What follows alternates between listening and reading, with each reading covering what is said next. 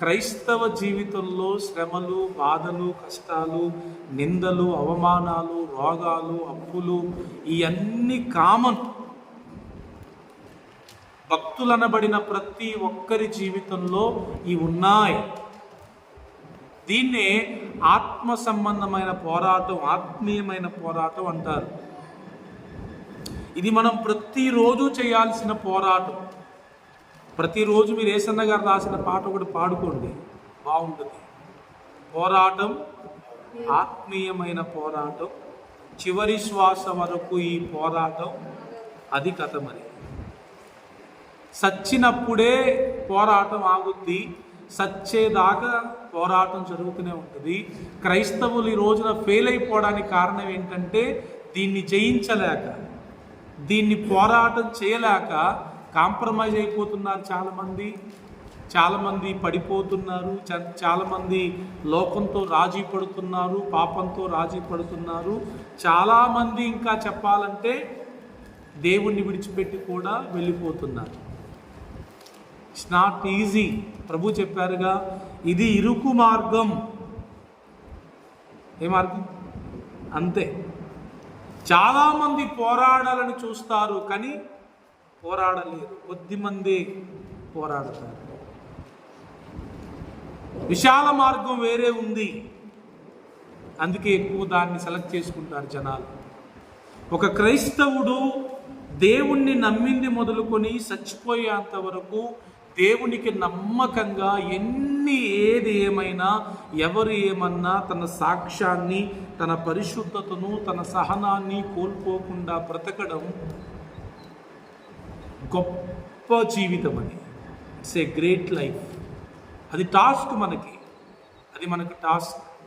విశ్వాసాన్ని కోల్పోకూడదు, పరిశుద్ధతను కోల్పోకూడదు, నిరీక్షణను కోల్పోకూడదు, సహనాన్ని కోల్పోకూడదు. ముందు ఈ రోజుల్లో ఫస్ట్ జరిగేది ఏంటంటే సహనాన్ని కోల్పోతున్నాం, ఓర్పును కోల్పోతున్నాం.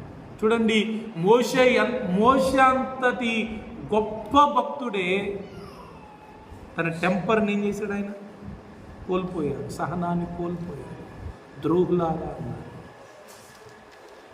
కష్టమే, కానీ ప్రభు కృప ఉంటుంది, ప్రభు సహాయం ఉంటుంది, ఆత్మ నడిపింపు ఉంటుంది. మనం భయపడాల్సిన అవసరం లేదు. జఫన్యా శాస్త్రయ్య గారు నాకు సిచ్యువేషన్ తగ్గట్టు మాట్లాడుతూ ఉంటాడు. ఆయన యేసు ప్రభు గనక పరిశుద్ధులు, భక్తులు అనబడిన వారికి ఏం కాదులే భక్తులారా, మీరు ఇక బాధ భరించకపోతే మిమ్మల్ని మీరు చంపుకొని వచ్చేయండి అని ఒక మాట చెప్పుకుంటే భక్తులు భూమి మీద ఒక్కడు కూడా ఉండేటోడు కాదండి. పర్లేదులే, మీకు ఓపుకున్నంత వరకు మీరు ఉండండి, ఇక మీరు తట్టుకోలేనప్పుడు మిమ్మల్ని మీరు చంపేసుకొని నా దగ్గరికి వచ్చేయండి, నేను మిమ్మల్ని జాగ్రత్తగా ఇక్కడ చూసుకుంటానని ఒక మాట ప్రభువు మాట్లాడుంటే ఈ రోజున భూమి మీద భక్తులు అనబడేవాడు అక్కడ ఉండేటోడు కాడంట. అందరూ హాయి చచ్చిపోయేవాళ్ళంట. ఆయన అంటాడు, ఆత్మహత్య చేసుకోకూడదు, చేసుకుంటే పరలోక రాజ్యము ఉండదు, అది దేవునికి నచ్చదు. కాబట్టి భక్తులందరూ ఓపికతో బ్రతుకుతున్నారు అన్నాడు. అంతే, అది నిజం, అది నిజం. ఇప్పుడు ఎట్లా ఒకరిని మనం చంపలేం, అంతేనమ్మా? ఎట్లా ఒకరిని చంపకూడదు, అట్లని మనల్ని మనం కూడా చంపుకోకూడదు. నరహత్య చేయొద్దు, ఆత్మహత్య చేసుకోవద్దు. మరి ఎట్ట ప్రభువా? అంతే. ఎట్లంటే అంతే. నేను నీకు సహాయం చేస్తాను, నా ఆత్మ నీకు సహాయం చేస్తుంది, నువ్వు ఓపికతో సహనం కలిగి ముందుకు వెళ్ళాలి. బెస్ట్ ఎగ్జాంపుల్ యోబు. ఎవరు బెస్ట్ ఎగ్జాంపుల్? యోబు. అందుకే యోబు గ్రంథం బైబిల్లో లేకపోతే విశ్వాసానికి ఆధారం లేకుండా పోయేదట. అర్థమవుతుందా? కాబట్టి ఎవరిని చంపొద్దు, మనల్ని మనం కూడా చంపుకోవద్దు, బ్రతకాలి. ఎప్పటి వరకు? దేవుని టైం వచ్చేంత వరకు, లేదంటే ఎవడన్నా ముందే వచ్చి మనల్ని వేసేసేంత వరకు బ్రతకాలి. దేవుడన్నా తీసుకోవాలి మనల్ని, ఎవరైనా వచ్చి మనల్ని చంపనన్నా చంపాలి, అంతే. ఈ టైం వచ్చేంత వరకు మనం ఖచ్చితంగా మన విశ్వాసాన్ని కాపాడుకోవాలి. అందుకే పౌలు చెప్పిన మాట అదే, నా విశ్వాసాన్ని నేను కాపాడుకున్నాను అనడలేదు. నా పరుగు నేను కడముట్టించాను, నా కొరకు జీవ కిరీటం ఉంచబడి ఉంది. సో స్పిరిచువల్ వార్ఫేర్ అనేది చివరి శ్వాస వరకు ఉంటుంది. పాపంతో రాజీ పడకూడదు, మనుషులతో రాజీ పడకూడదు, విశ్వాసాన్ని కోల్పోకూడదు. We should not lose our holiness, పరిశుద్ధతను కోల్పోకూడదు.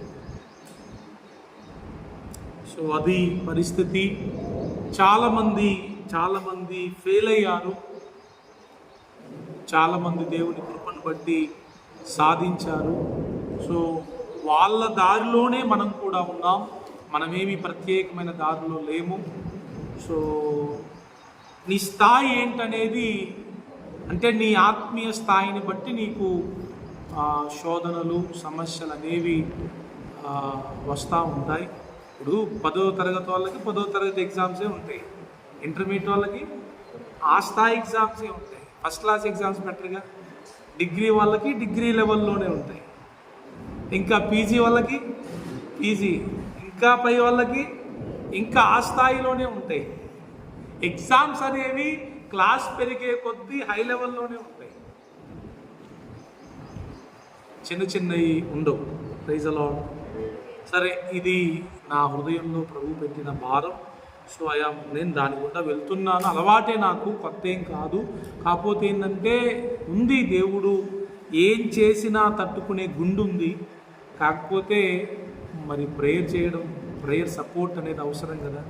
మన వంతు మనం ప్రయత్నం చేయాలి. కాబట్టి మీకు విషయం గుర్తుపెట్టుకోవాలి, దేవుని కోసం దేన్నైనా ఎవరినైనా కోల్పోవడానికి కూడా మనం సిద్ధంగా ఉండాలి ఆత్మీయ జీవితంలో.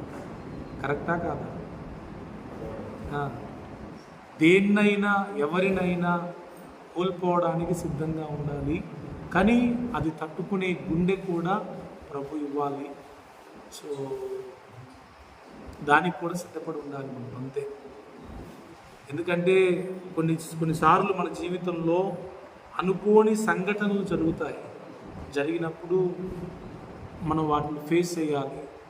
యోబే మనకు మాదిరి.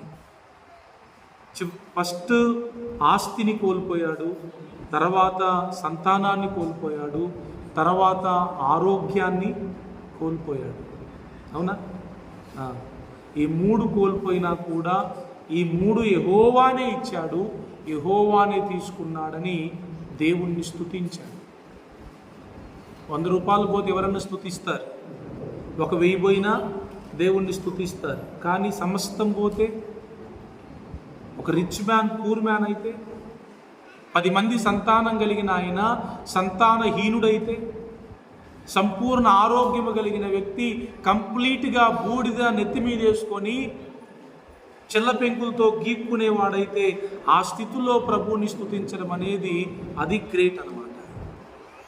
చిన్న వాటిని జయించడం ఈజీ, కానీ పెద్ద వాటిని జయించడం కొంచెం కష్టం. కానీ దేవుని కృప ఉంటే జయించడం. రైట్? ఓకే.